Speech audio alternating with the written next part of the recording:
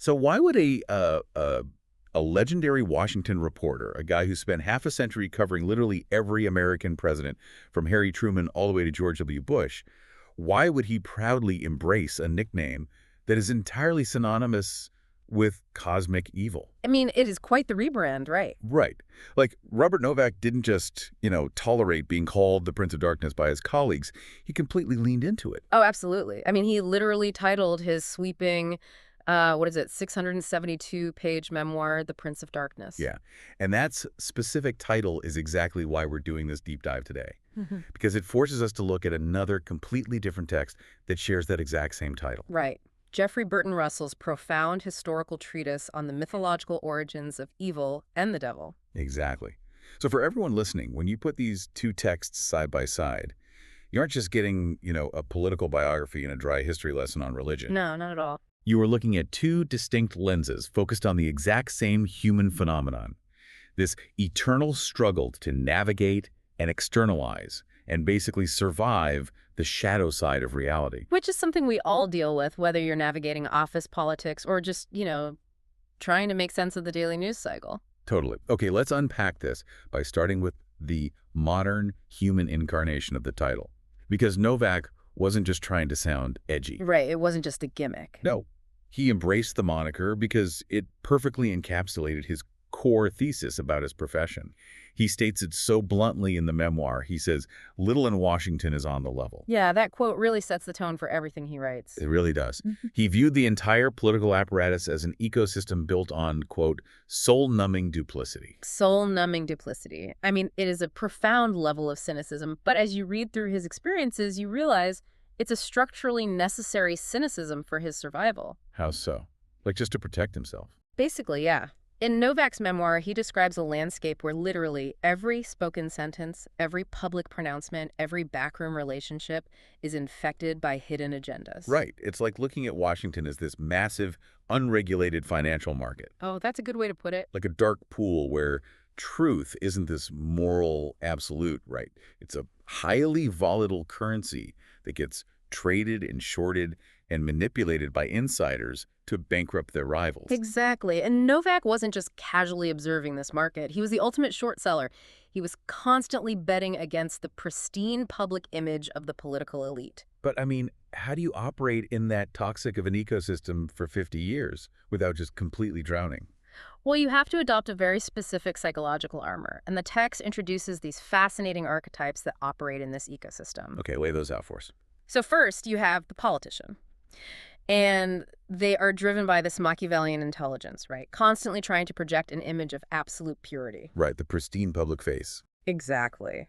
Then you have the source. And this is the calculating leaker who uses back channels to manipulate outcomes, but they always keep their own hands clean. Oh, I see. And then Novak is the third archetype. Right. To survive both the politician and the source, Novak embodied what we can call the Prince of Darkness archetype. Which is what exactly? Like, what are the traits? It's relentless independence, absolute skepticism, and just brutal candor. And the candor was fiercely bipartisan in the book. It really was. Like, he writes that John F. Kennedy was great fun to cover, but then he just dismisses Jimmy Carter as a habitual liar. He really didn't pull any punches. None. And his assessment of Ronald Reagan is particularly telling, I think.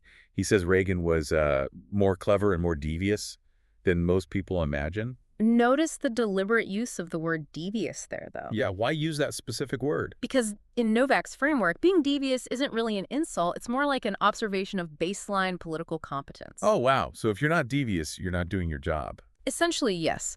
The Prince of Darkness archetype just assumes manipulation is the default state of power. So by identifying who is playing what role, the ambitious politician, the manipulative source, he strips away that illusion of moral purity.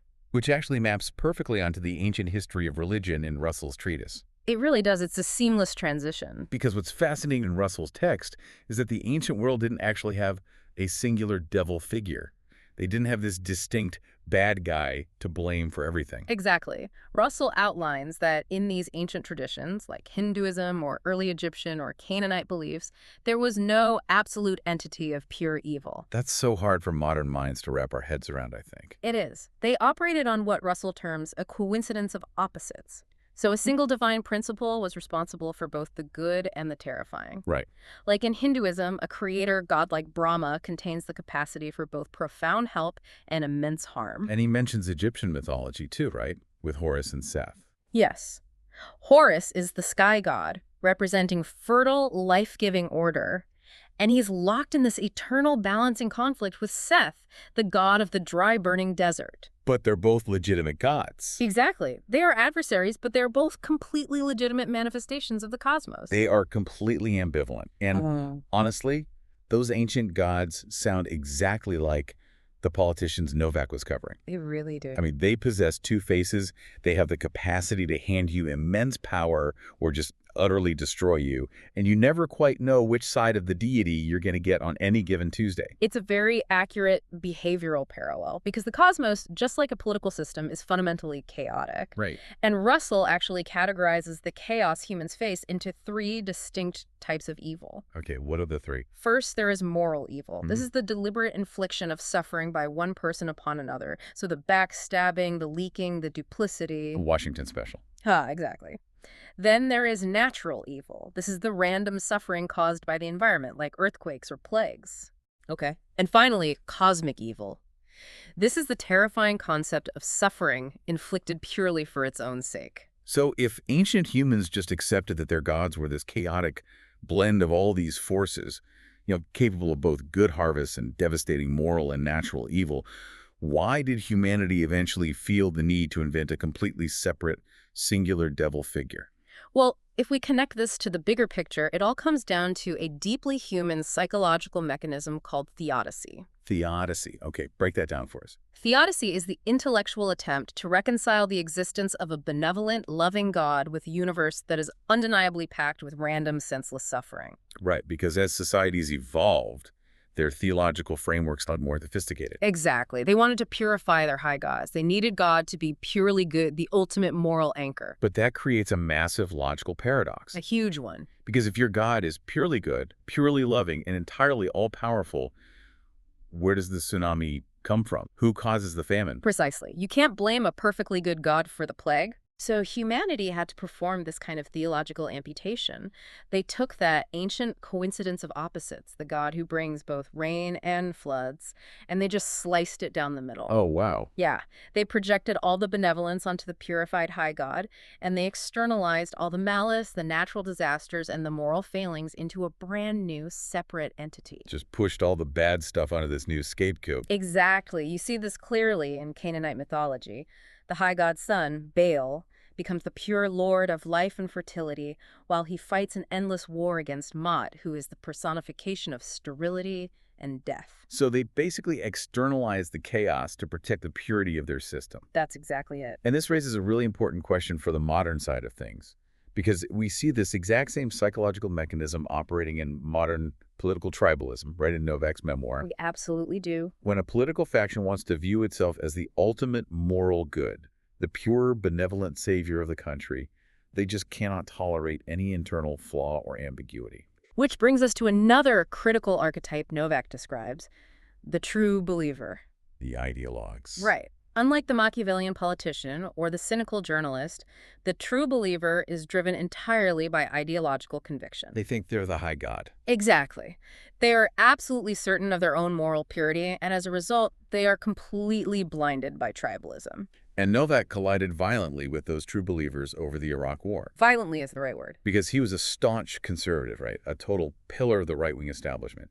But he looked at the intelligence, applied his standard Prince of Darkness skepticism, and he came out early and aggressively against the invasion of Iraq.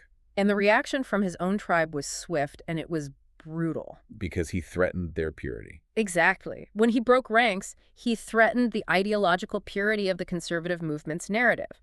The National Review literally ran a cover story, essentially accusing him of wishing for American defeat and hating his country. Man, and didn't longtime friends and political allies just stop returning his phone calls? Yeah.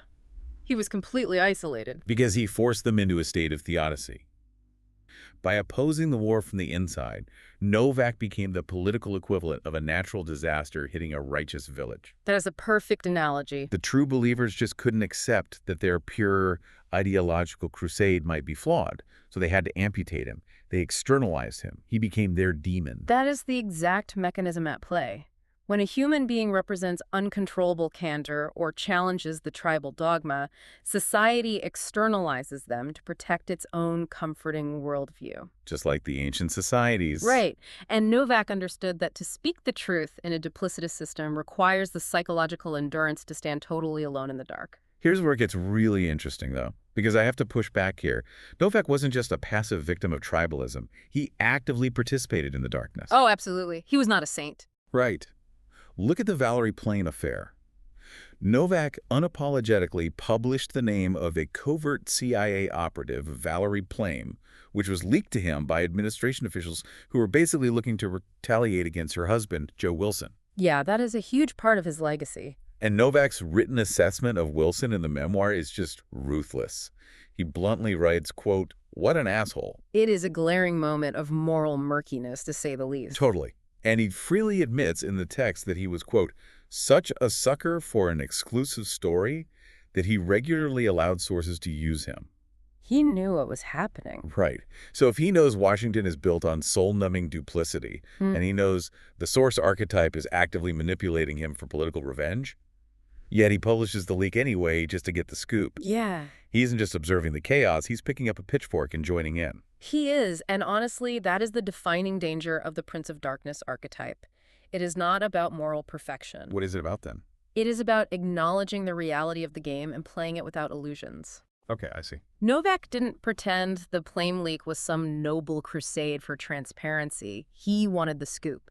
He allowed himself to be the instrument of another politician's malice because it served his journalistic drive. He embodied the chaos. Which brings us to how chaos actually physically manifests. Right. Because if humans need to externalize all this cosmic suffering and political malice into a singular devil figure, how did they decide what that entity should actually look like? Right, the visuals are so iconic. Yeah, the image we all have in our heads, the horns, the hooves, the pitchfork, it is incredibly specific. Where does it come from? Well, according to Russell, it is heavily engineered.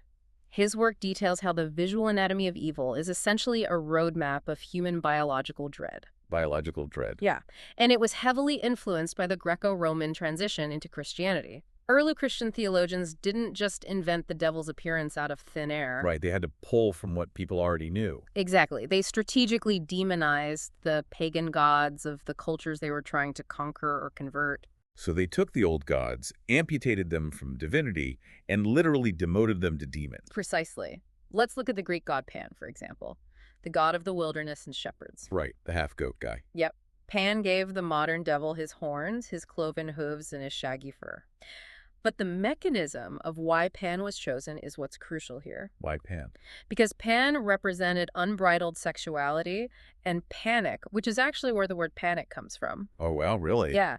He represented the terrifying, uncontrollable forces of wild nature.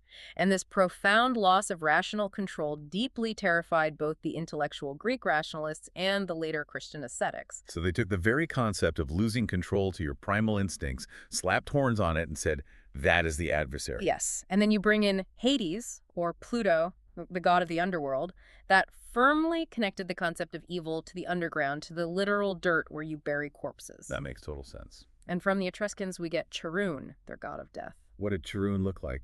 Charoon had a blue, decaying body, a vicious bird-like beak, and wielded a massive torturer's mallet.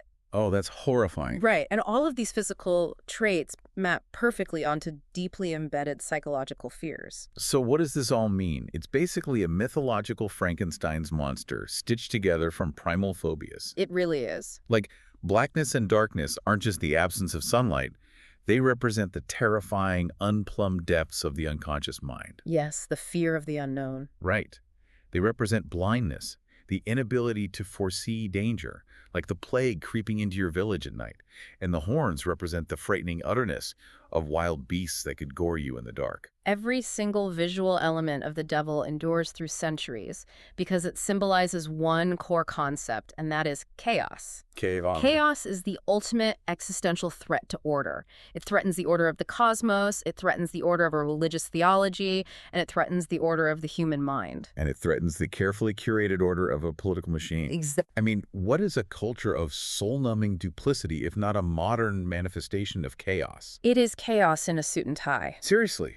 When public officials lie, when sources manipulate the press, when true believers enforce tribal echo chambers, they are actively subverting truth.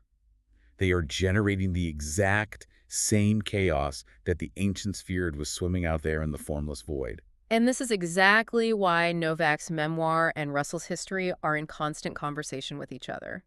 The human Prince of Darkness was navigating a modern, institutionalized chaos, while the mythological Prince of Darkness is the eternal symbol of that chaos. So for you listening, how do you apply this? The defining lesson from both of these texts is that you cannot navigate a murky world by demanding that it be clean. You really can't. If you walk into a corporate boardroom or a political debate or even just read your daily news feed expecting to find pure, benevolent high gods and obvious, cackling demons, you are going to be manipulated. Every time. You're going to fall victim to the Machiavellian politician or the true believer because you are blinded by your own need for theodicy.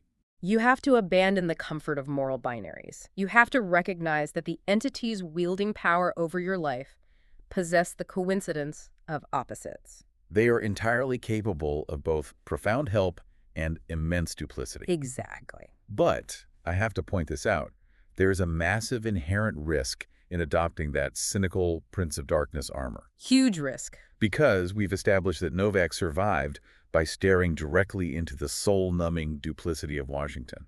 But when you stare into the abyss for 50 years, the abyss tends to stare back. It does. And that brings us to a final structural concept from Novak's text that serves as a profound warning, which is the transformed veteran archetype. Okay, let's define the mechanics of that archetype because it's arguably the most tragic figure in the entire ecosystem. It really is. So the transformed veteran begins their journey as a pure, independent truth seeker. The idealists. Right. They are the ones originally fighting the establishment, exposing the lies, and battling the darkness of institutional duplicity. But then what happens? Over time, the relentless exposure to the system erodes them. Slowly, almost imperceptibly, they adapt to the chaos to survive it, until they eventually become a defender of the very machine they once tried to dismantle. And Novak provides a chilling real-world example of this in the book, with the story of John Paul Vann. Yes. John Paul Vann was a senior U.S. official during the Vietnam War. And Novak recounts how, in 1963, Vann was this incredibly brave, fiercely independent figure, right? Exactly. He was actively working with young, skeptical reporters to expose the foolish, chaotic, and duplicitous conduct of the war by the military brass. He was standing in the dark, shining a light on the lies. He was acting as the ultimate adversary to a corrupt system. But Novak writes about spending time with Vann again in 1970, so 7 years later. And what changed? Vann had completely transformed. The man who had risked his career to expose the machine was now fully integrated into it. Wow. He was defending the chaos, rationalizing the duplicity, and perpetuating the very lies he had once fought against. He had completely succumbed to the transformed veteran archetype. He didn't just put on the horns to get a story. He let the horns grow out of his own head. That's a haunting way to put it, but it's true. And it shatters that comfortable illusion we all desperately want to cling to. The idea that if we just fight the good fight long enough, we remain untainted. The reality is that the lines between the truth seeker and the manipulator are razor thin. They really are. Mm. The ancient gods always have two faces. The journalists are always playing a game with their sources. And the heroes who set out to slay the monster often end up defending its lair. It's a cycle. Which leaves a deeply unsettling thread for you to pull on as you go about your week. Absolutely. When you spend your life actively engaging with the shadow side of reality, whether you are trying to be an independent, unmanipulated thinker in your career, or you are just battling the everyday chaos of human nature, how do you maintain that armor? How do you stay yourself? Right. How do you ensure that in your lifelong fight against the darkness, you don't slowly, quietly transform into the Prince of Darkness yourself?